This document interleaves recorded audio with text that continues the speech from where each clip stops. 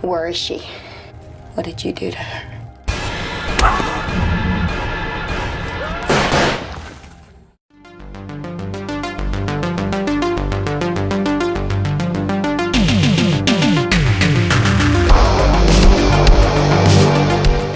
We are talking When Darkness Falls. Now this one is directed by Nathan Shepka, who also produced the movie, stars in it, and co-wrote it along with Tom Jolliffe. Now this movie is essentially a crime thriller, but it does have some connective tissue with some horror movies along the lines of I Spit on Your Grave, because it plays a little bit like a kind of rape revenge style movie. So if you're a fan of those style movies, though I wouldn't say this one really sits under the banner of horror, there are some kind of connective tissue there, and you still may want to check it out, as say. It's a similar movie in some ways, but it's more of a twisty kind of mystery rather than a kind of like bloody horror, although there's certainly some bloody violence in the movie. So what is the movie? What's it all about, I hear you asking? Well, I'm going to tell you. Now, this movie has an interesting take on morality. I think it kind of tries to bend your views on what you think, you know, who might be moral and who might be immoral, because there's certainly some lines that are blurred here.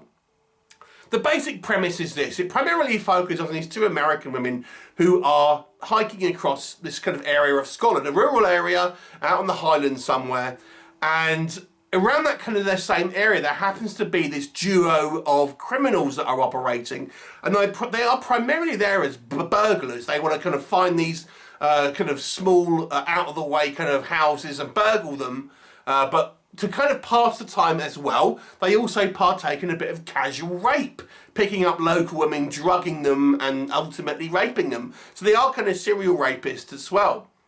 And of course, you can imagine that these two parties are going to meet, but there may also be a greater threat out there when darkness falls. What'll happen? You'll have to watch the movie to find out.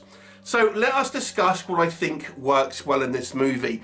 I think its depictions of morality are very interesting. I'm not quite sure it's what the kind of what it's trying to say in some respects, but I do think it kind of shows the light that people can be kind of multifaceted, I suppose. And I think some of the kind of its depictions of crime and different types of crime are interesting. For example, our opening sequence, which I thought was pretty unique, to be honest, is we actually start off with these two criminals and these two guys, and they're casually kind of washing the car, and they're just talking about their sort of crimes, about what they're going to do, primarily about they want to go out and burgle all these houses, but to kind of pass the time, they want to go and like rape some women. I mean, they don't say it like that, but that basically is what they're kind of, you know, what they're ultimately doing, is they're, you know, meeting women, drugging them, having their way, and then kind of dumping them. And it's just the kind of like the casual way that they're kind of discussing it, like it's just nothing. You know, there's no kind of hint of remorse or kind of morality within these kind of two. And there's one of them that has a little bit of reservations, but it's more of the fact that he doesn't want to have too much of a kind of a trail, really. So I thought that was a kind of an interesting setup of these kind of characters. And as the movie goes on, I think they try and do something a little bit of interesting to try and almost have a somewhat of a kind of, not exactly a redemptive arc, but a kind of like, at least somewhat trying to kind of show you that people are multifaceted. I'm not entirely sure that it kind of works, and I think it kind of almost underplays some of the kind of the crimes that these two are necessarily doing, but I think it was an interesting idea here. And even our kind of, pretty much anyone who's involved in the movie, you know, it's multifaceted in some ways, and I quite like that idea here. Now, it kind of, I think that does work, it really genuinely feels like this is kind of out in the middle of nowhere in these kind of rural areas, so there's really kind of little kind of chance of help, really, and this kind of, these misty kind of Scottish Highlands, I have to say, look fantastic on screen and do look kind of genuinely, you know, somewhat kind of oppressive and scary, and kind of like you'll be isolated and things like that. The movie's actual plot, I think, has some kind of quite good mystery elements on there. I do have some issues which we'll come on to, but it's kind of has a few kind of twists and turns, and although I wasn't quite buying it, which I'll come on to in regards to, that seems a little bit far-fetched, I nonetheless was still quite intrigued with the plot and where it was going, and it kind of did keep me guessing about what was kind of going on. I don't think it kind of initially it make it too obvious about maybe some of the kind of the twists that are going to come up, and I think it does do an interesting job of at least keeping me engaged in regards to kind of what's actually kind of going on and what I think might happen versus what does happen, and making me want to find out and things like that, which I thought was all pretty good. And I do think it spends a lot of time giving you these characters who we get to know pretty well, including a lot of the time spent in these this duo of criminals who, you know, seem initially with that first scene, for example, seem so callous and their kind of disregard for their victims and things like that, but it tries to flesh them out a little bit as the kind of the movie goes on, and as I say, I don't know, even kind of humanise them to a point, which I thought was pretty interesting. There are a few elements, you know, quite violent elements within the movie. There are, mainly in the kind of the second half of the movie. It's not a hell of a lot really happens too violent in the first half, but there are a few kind of gory moments and violence in the second half there, where you get a little bit more of a idea about what's kind of going on in the kind of the grand scheme of things. I think maybe the movie tries to be a little bit too clever and ends up being a little bit silly at times.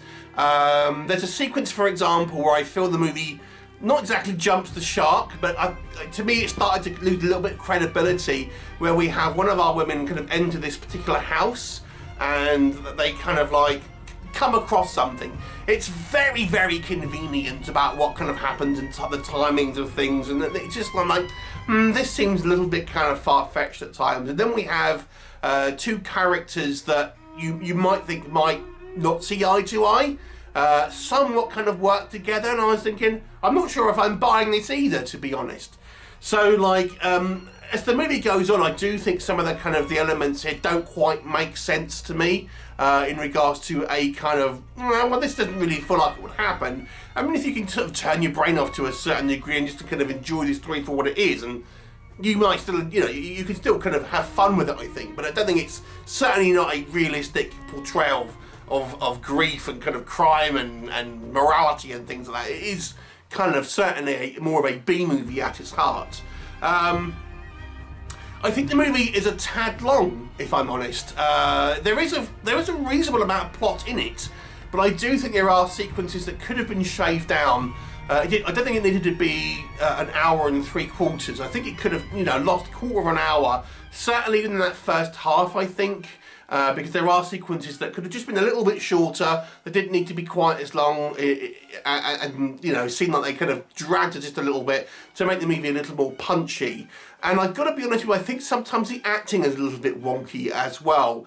You know, we have some questionable kind of accents, is all I'm going to say, and I think some of the performances seem a little bit kind of forced at times. Again, it doesn't help with this trying to be more of a drama than a horror to a degree, because obviously I think you have to have their more dramatic chops to do that.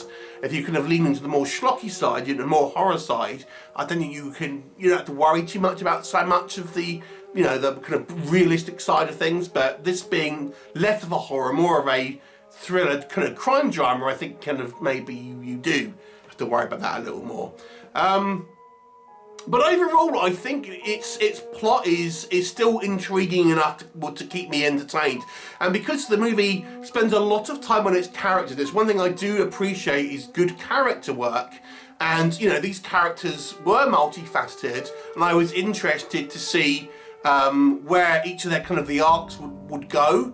And, I mean, some of them work better than others, I'm not going to lie to you. And I don't think it always makes total sense, and is a little bit silly at times, but it was still enough to keep me engaged in the movie, engaged in the plot, and enjoy it, and enjoy the movie for what it was.